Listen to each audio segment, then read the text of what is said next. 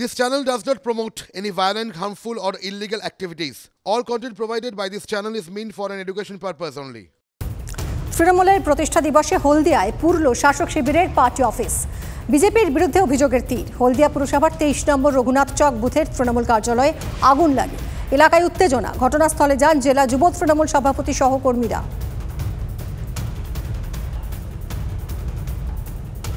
অধিকারী, শ্যামলাদক, আরমান ভোলা সহ শুভেন্দু অনুগামী যে টিম, এই ত্রয়ী মদতে আজকে আমাদের তৃণমূল কংগ্রেসের প্রতিষ্ঠা দিবসে অমানবিক কাজ করেছে। এর মাস্টার মাইন্ডকে কান ধরে নিয়ে এসে এখানে আমরা তার উপযুক্ত বিচার করব। পুলিশ প্রশাসনকে 12 ঘন্টা সময় দেব। উপযুক্ত ব্যবস্থা না নেয় আমরা 12 ঘন্টা পরে আন্দোলনে নামব। ঠাকুরপুকুরে পিটিয়ে খুনের অভিযোগ। বর্ষবরণের রাতে পিকনিক করে বাড়ি ফেরার পথে খুন প্রবীর মণ্ডল। অভিযোগ, গতকাল রাত 1:30 নাগাদ প্রবীরের ওপর হামলা চালায় শুভেন্দু নস্কর। বেধড়ক মারধর করা হয় তাকে। হাসপাতালে নিয়ে গেলে মৃত ঘোষণা করেন চিকিৎসকরা।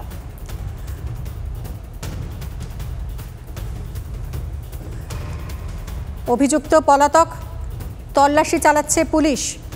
ঠাকুরপুকুরে ঘটেছে এই ঘটনা। পিটিয়ে খুনের অভিযোগ উঠছে। বর্ষবরণের রাতে পিকনিক করে বাড়ি ফেরার পথে খুন হয় প্রবীর মণ্ডল। অভিযোগ, গতকাল রাত 1:30 নাগাদ প্রবীরের ওপর হামলা চালায় শুভেন্দু নস্কর। বেধড়ক মারধর করা হয় তাকে। হাসপাতালে নিয়ে গেলে মৃত ঘোষণা করেন চিকিৎসকেরা। অভিযুক্ত পলাতক। পুলিশ অভিযুক্তের খোঁজে তল্লাশি চালাচ্ছে।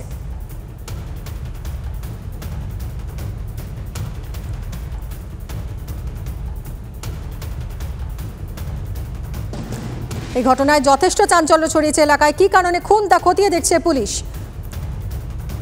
সৌভিক রয়েছেন আমাদের সঙ্গে। সৌভিকটি কি ঘটেছে আমাদের জানাও। দেখো, এটা হচ্ছে ঠাকুরপুকুর মহেশতলা ব্লকের আশুতি 1 নম্বর পঞ্চায়েতের অন্তর্গত রথতলা একটি অঞ্চল, এবং সেখানে কিন্তু বর্ষবরণের রাতে পিকনিক করে বাড়ি ফিরছিল প্রবীর মণ্ডল। রাত 1:30 নাগাদ বাড়ি ফেরার পথে অভিযুক্ত শুভেন্দু নস্কর প্রবীর মণ্ডলের পথ আটকে হঠাৎই তাকে বেধড়ক মারধর করে এবং কাঠ দিয়ে তার ঘাড়ে এবং মুখে বেধড়ক মারধর করতে থাকে এবং চিৎকার করলে স্থানীয় লোকজন ছুটে আসে এবং তারপরে কিন্তু অভিযুক্তরা সেখান থেকে পালিয়ে যায়। পরবর্তীকালে আহত অবস্থায় তাকে যখন হসপিটালে নিয়ে যাওয়া হয়, বিদ্যাসাগর হসপিটালে তাকে মৃত বলে ঘোষণা করা হয়। তবে কি কারণে এই খুন সেটা কিন্তু এখনো পরিষ্কার নয়, যদিও পুলিশ খতিয়ে দেখছে।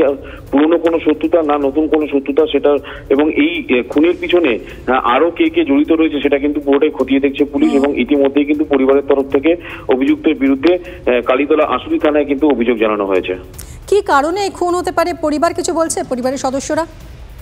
দেখো, যেহেতু ঘটনাটা গতকালকে হয়েছে এবং যেহেতু তদন্ত একেবারে শুরুতে পরিবারের লোকজনের সঙ্গে কিন্তু বারংবার পুলিশ কথা বলছে, তবে পুলিশের যেটা প্রাথমিক অনুমান যে পুরনো কোনো শত্রুতার জন্যই কিন্তু এই ঘটনা ঘটানো হয়েছে। কারণ গতকালকে যেভাবে তাকে খুন করা হয় সেটা কিন্তু প্রি প্ল্যান খুন, অর্থাৎ রাস্তায় কিন্তু ওয়েট করা হচ্ছিল এবং যারা অভিযুক্ত তারা কিন্তু সেখানে অপেক্ষা করছিল। যখন সে বাড়ি ফেরে সেই সময় একা পেয়ে কিন্তু তার উপর চড়াও হয় এবং ইতিমধ্যেই কিন্তু পুলিশ বেশ কয়েকজনকে জিজ্ঞাসাবাদ করছে এবং পরিবারের লোকজনের সঙ্গে জিজ্ঞাসাবাদ করছে যে পুলিশের তদন্তে কি উঠে আসে আমাদের সেদিকে নজর থাকবে। সৌভিক, ধন্যবাদ। তোলার টাকা না দেওয়ায় তৃণমূল কর্মীকে ইট দিয়ে থেতলে খুন। উত্তপ্ত সোদপুর ঘোলা অপূর্বনগর এলাকা। তৃণমূল কর্মী অভিজিৎ বিশ্বাস এলাকায় চানাচুরের ব্যবসা করতেন।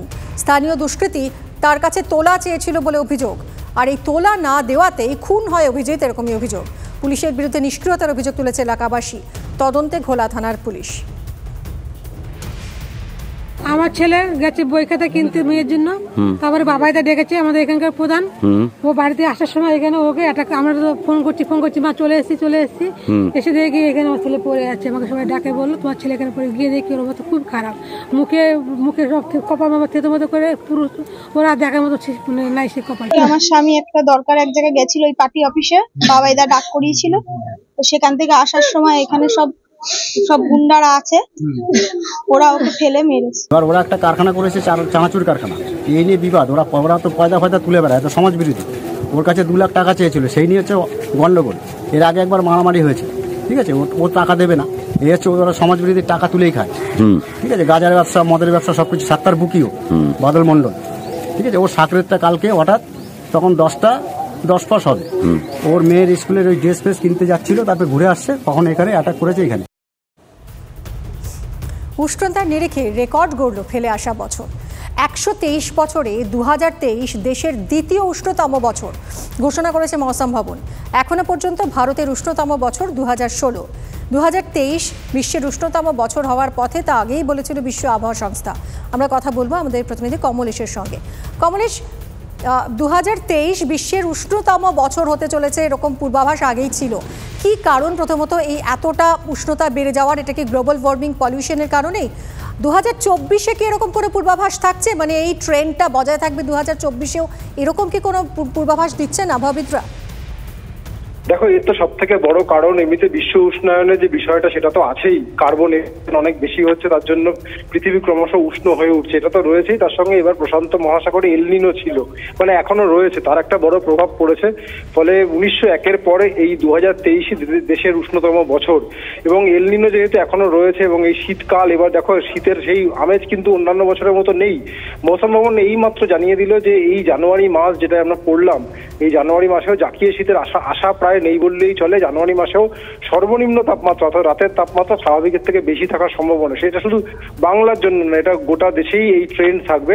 ফলে 2023-এর রেকর্ড যে 2024 ভেঙে ফেলবেন এরকম কোনো নিশ্চয়তা নেই। এরকম মানে 2016 দেশের উষ্ণতম বছর, 2023 দ্বিতীয় উষ্ণতম বছর হলো, এই রেকর্ড অচিরেই ভাঙতে পারে, এরকম একটা কিন্তু ইঙ্গিত দিয়ে রাখলো মৌসুম ভবন।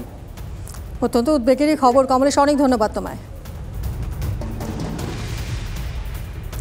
জাপানে ভূমিকম্পের পর আছড়ে পড়ল সুনামি। টোয়ামা, ইশিকাওয়ায় আছড়ে পড়ল সুনামির ঢেউ। জাপানের ইশিকাওয়ায় ভয়াবহ বিপর্যয়। প্রাথমিক ঢেউয়ের উচ্চতা 1 মিটারেরও বেশি। ঢেউয়ের উচ্চতা 5 মিটার হতে পারে, জারি সতর্কতা। 33,000-এরও বেশি বাড়ি বিদ্যুৎহীন হয়ে পড়েছে। মধ্য জাপানের হাইওয়েতে ফাটল দেখা দিয়েছে, বন্ধ করা হয়েছে বুলেট ট্রেন। ভূমিকম্পের পর সুনামি আছড়ে পড়ল জাপানে। টোয়ামা, ইশিকাওয়ায় সুনামির ঢেউ আছড়ে পড়েছে। জাপানের ইশিকাওয়ায় ভয়াবহ বিপর্যয় দেখা দিয়েছে। প্রাথমিক ঢেউয়ের উচ্চতা 1 মিটারেরও বেশি। ঢেউয়ের উচ্চতা 5 মিটার হতে পারে, এরকমই সতর্কতা জারি করা হয়েছে। 33,000-এরও বেশি বাড়ি বিদ্যুৎহীন হয়ে পড়েছে। মধ্য জাপানের হাইওয়েতে ফাটল, বন্ধ বুলেট ট্রেন। সৌরজগতের এক্সরের মতিগতি বুঝতে অভিযান ইসরোর। শ্রীহরিকোটা থেকে এক্সপোস্যাট উপগ্রহ মহাকাশে পাড়ি পিএসএলভি রকেটের। এই ধরনের এক্সরে পোলারিমিটার উপগ্রহ এই প্রথম পাঠালো ইসরো। পোলারিমিটার উপগ্রহ পাঠানোর ক্ষেত্রে নাসার পর দ্বিতীয় স্থানে ইসরো। উপগ্রহে রয়েছে পলিক্স এবং এক্সপেক্ট নামের 2টি যন্ত্র। বাঙালি বিজ্ঞানী বিশ্বজিৎ পালের নেতৃত্বে তৈরি হয়েছে এই যন্ত্র। মহাকাশে কৃষ্ণ গহ্বরের উপস্থিতি, সন্ধান ও উৎসের তথ্য জোগাড় করার চেষ্টা করবে এক্সপোস্যাট। এছাড়া মহাকাশে 50টিরও বেশি উজ্জ্বলতম শক্তির উৎসকে পর্যবেক্ষণ করার কথা এক্সপোস্যাটের।